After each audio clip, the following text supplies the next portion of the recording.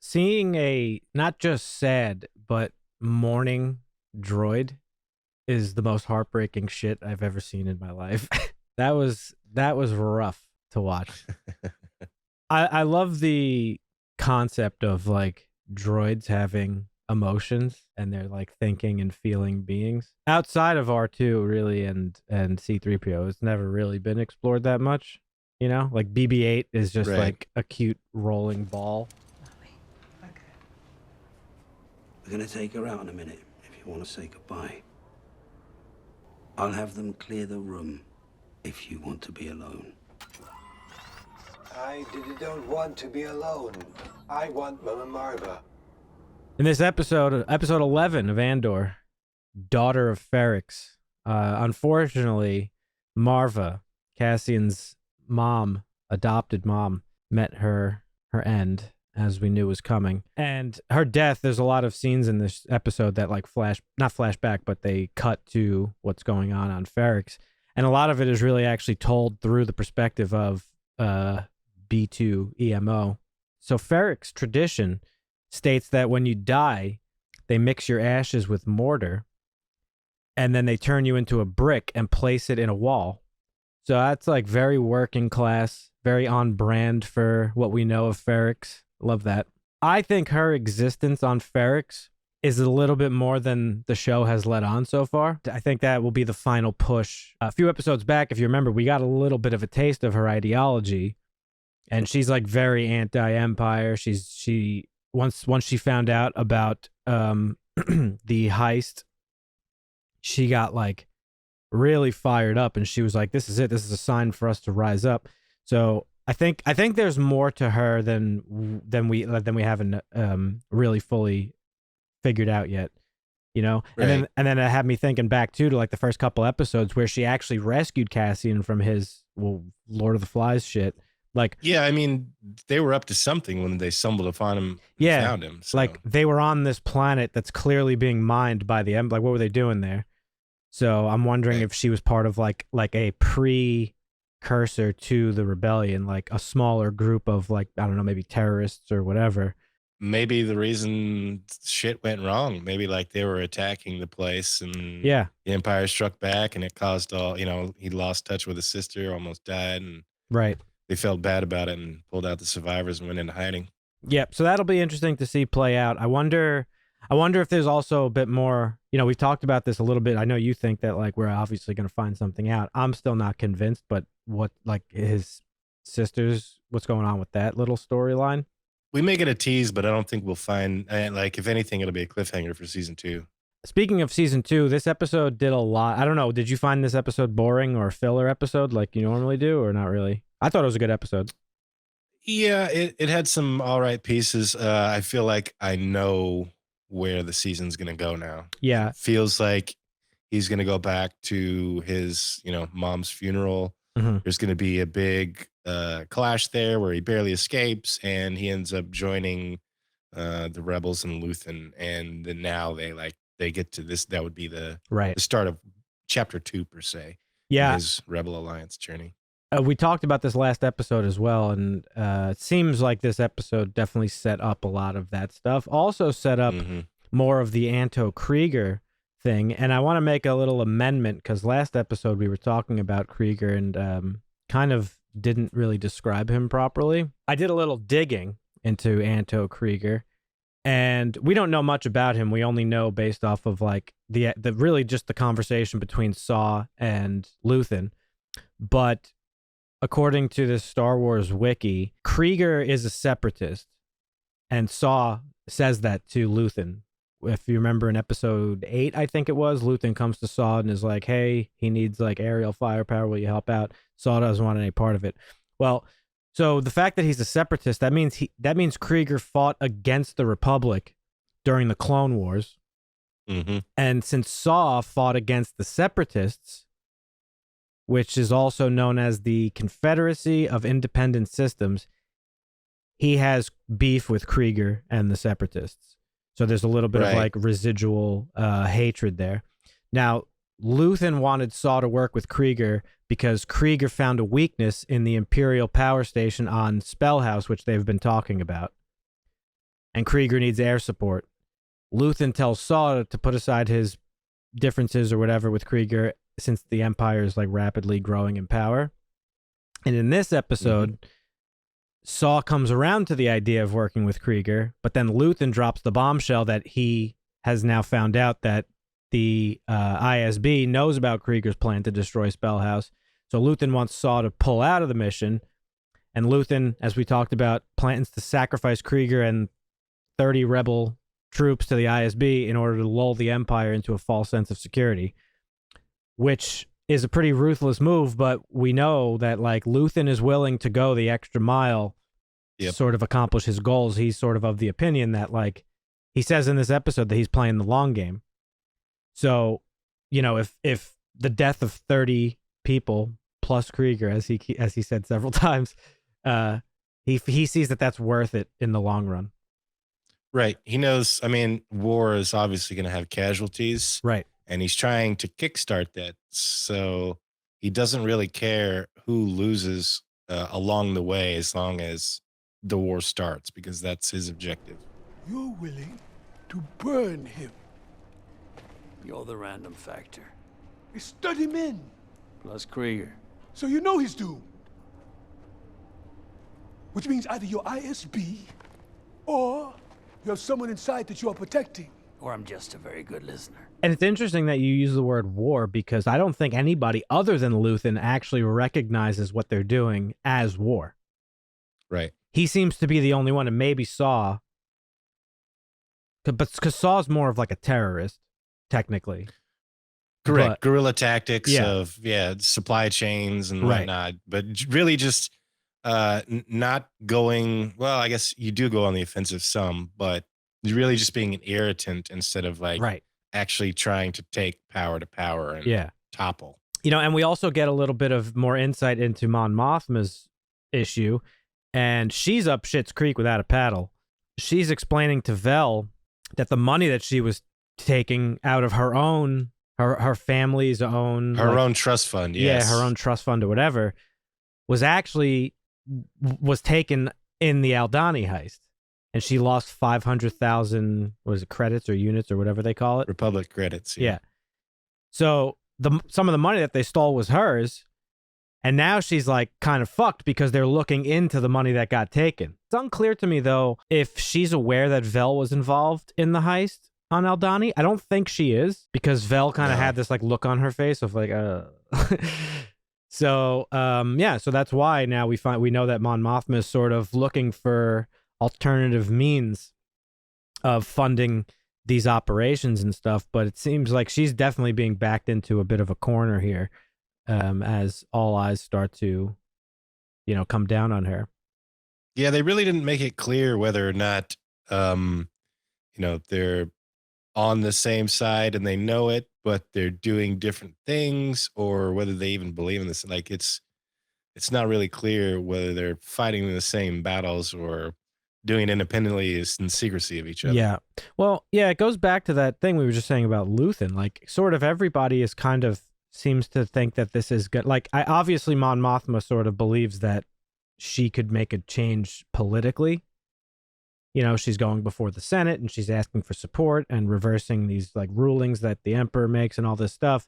And then, on the side, she's sort of like funding these operations, thinking that it'll help. But clearly Aldhani, she was not prepared for that, because she was shocked when she found out what they did. She's like, people weren't supposed to die. Like, so each person... Yeah, she has that naive philosophy that you could change the system from within. Incremental change, Dusty. It's too big and too corrupt to be changed, so... The House of Cards must be toppled. We get some obviously some stuff with Cassian. He goes back to that resort place where he got arrested, and he stashed his little box of goodies in, I guess, like a hotel room, it seemed like. There's some aliens sleeping in there. Yep. It was in the bathroom. We saw where he put it, because before he went out and got arrested. Oh, did they show it? I must have forgot that. But he gets his gun. He's got his book. Got the manifesto. That's right. Yep, and his credits. Yeah, and she gives away the gun. Yeah, blaster. So he has a good conversation with Melshi. Melshi has been radicalized by being in prison, And he's like, oh, well, people need to fucking know what they're doing there. So we need to split up and we need to spread the word. And they kind of go their separate ways, getting the impression, as you said earlier, that Cassian's going to go to Ferrix, go to the funeral or whatever the case may be. And it'll also be interesting to see what he does when he finds out what's going on with Bix, because Bix is all fucked up from her torture. We get a little bit of a glimpse of what's going on with her, and she's still being interrogated. She's got fucking zombie eyes and fucking chapped lips and shit. They hit her with that fucking Scarlet Witch mind penetration shit because she's fucking hearing voices and like all sorts of stuff. She's fucked. Is this the man you introduced to Cassian Andor? But she never gave an actual answer. They cut away, so we don't know.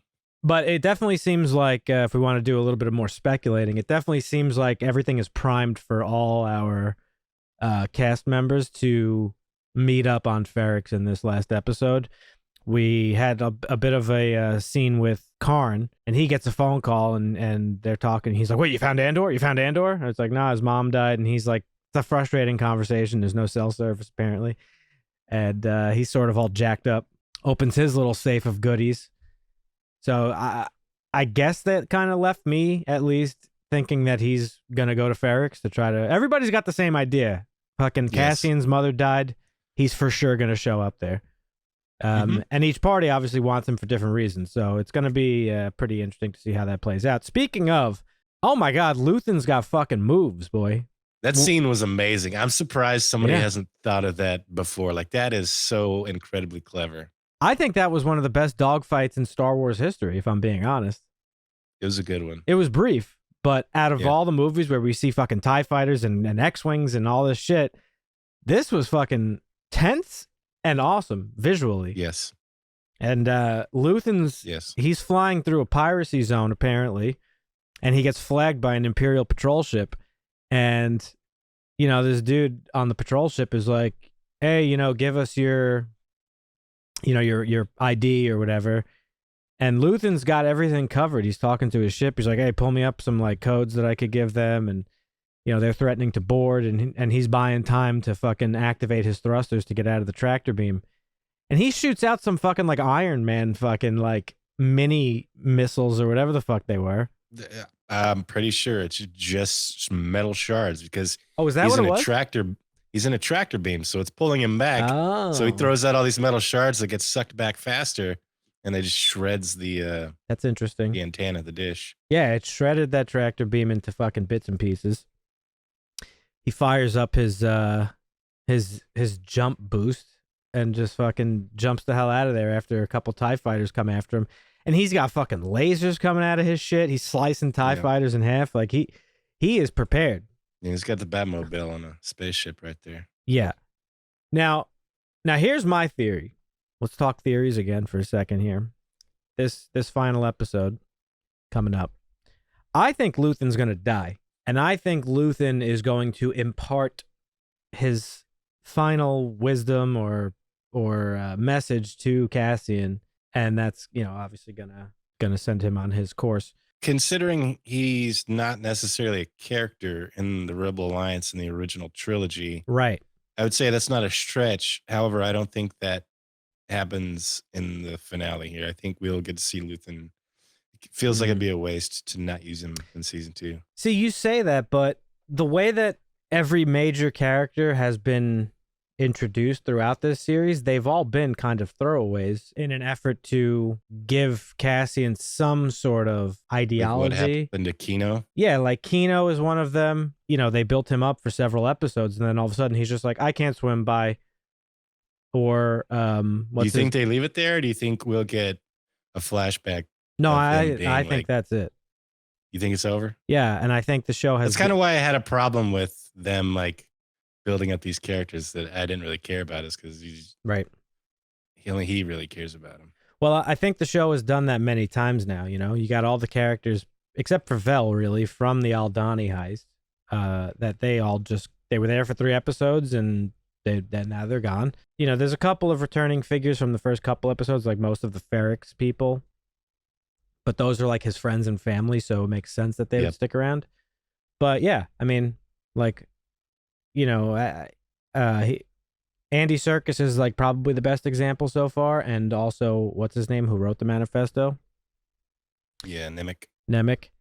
So yeah, I could only and even Marva. Like Marva was, she was there for a little bit, but now she's just gone. And I think the same thing is going to happen with Luthen. And the other reason I think that too is because his assistant lady, she has an interesting conversation with Vel. Vel goes into his shop to try to question him about some shit, and she's just, she's saying basically Vel asks her what the fuck have you done recently? Like you're just a secretary kind of type of thing, and she's just like, oh, I've always been here. Like where the fuck have you been? Like I've been in this shit since the beginning. I don't have lately. I have always. I've a constant blur of plates spinning and knives on the floor and needy, panicked faces at the window, of which you are but one of many. The reason, if Luthen does die or something happens to Luthen, she's going to be there to pick up the slack. Like she has much of his ideology as he does. She might even be a little bit more extreme than he is, because she's always the one who's kind of like reeling him in a little bit when he's getting a little bit confused or overextended or whatever. She keeps him on message and on point with what their goal is, right? Yeah, so for those reasons, I see it as I think Luthen, not that he's not a valuable character, but I don't think that it would be necessary for him to return, really. I can see that actually, now that I think about it, because I mean, Mon Mothma, she has kind of been a little bit of an afterthought in this season, in that she's reacting to everything that's happening and kind of trying to have to learn to play this dangerous game now that she realizes it's getting dangerous. Now, obviously, she becomes the leader of the Rebel Alliance. Yeah. And so I think maybe in season 2, we'll see her take a step forward. So, yeah, I mean, it makes sense that they would have to. But I think we're going to get to see a little bit more of Luthen and her interact before he dies. Possibly. I think for Mon Mothma, we're going to see, maybe not this season, but obviously at the very least in next season at some point, where the walls fully crumble on her and she's going to have to go on the run. Come out of the closet, as it were, yeah. I don't even think that. I think she's going to fully just have to bail and go into hiding. Yeah. The curtain drops basically for her, and she has to make the harsh decision. Yeah, because they've already laid the groundwork for that, and that she has really no connection to her family. Like she hates her husband. She's trying to be connected to her daughter, but her daughter, we see in this she just episode, married her off. Well, no, she didn't agree to do that, but her daughter is part of this cult, it looks like, with all these other kids that are adhering to the archaic ways of Mon Mothma's culture, that are into the prearranged marriage and all this shit. Yes, their traditions and culture, yeah. Yeah, and she had this conversation with Vel this episode where she's like, she's fucking into that shit. I'm not promoting it. And the daughter's always sort of been having an attitude with Mon, and seems to be a little bit more closer with her family. I mean, with her father. So I think they've laid the groundwork that her relationship with her family's not that great. So when she does eventually bail and fully commit to the Rebel Alliance, she's not going to be leaving anything behind, really. Obviously she doesn't want to leave her fucking daughter, but it is what it is. She's already shown resentment to her husband. Yeah, she fucking hates her based on her ideals and whatnot. But yeah, I know she wouldn't want to leave her daughter, but she's going to, I don't know. You think she tries to scurry away with her, or she leaves her behind? What do you? I mean, I'm sure it's her daughter, so I'm sure she'll make one last ditch effort to try to win her over. But it doesn't seem like the daughter really wants anything to do with her. The daughter resents her, I guess, for being. It seems for being not fully there as a parent, right? And that's. But I'm saying when she has to flee. I think when she has to flee again, I think she'll make one last ditch effort to be like, "Hey, come with me." But I don't think it's going to work. She'll ask her, but she won't try and force her. Yeah. Yeah, and I think the daughter won't end up going with her, and that'll be her sacrifice, right? We know that these things don't come. It's a dangerous game though, because the Empire is going to interrogate. Maybe they kill her kid. Who detain? Knows? Yeah. So yeah, a lot of cool stuff in this episode. I think they did a lot of like I said, groundwork laying. for what's to come in the finale and possibly next season. But yeah, no, I thought this was another really good episode. Yeah, a bit slower, but there was a lot of cool stuff. The Ferrix stuff, to me, I think is going to be a big reveal of some sorts. Because like I said, I think, I mean, the episode was even called Daughter of Ferrix, right? There's a reason. And there was a group, the Daughters of Ferrix. They came to like collect Marva's shit and like clean up her place and sort of like put her stuff in order. There's like a bigger thing, I think, with her. There has to be. I can't imagine they would like focus a whole episode on it without that like meaning something bigger. Next week, final episode. Be there or be square, and leave a comment down below. Let us know what you're thinking of the show so far. Give us your predictions for the finale. And if you click right over there on that playlist, you can see our coverage of the entire season, episode by episode. And if you liked what you saw, consider subscribing. We'll catch you in the next one. Asta.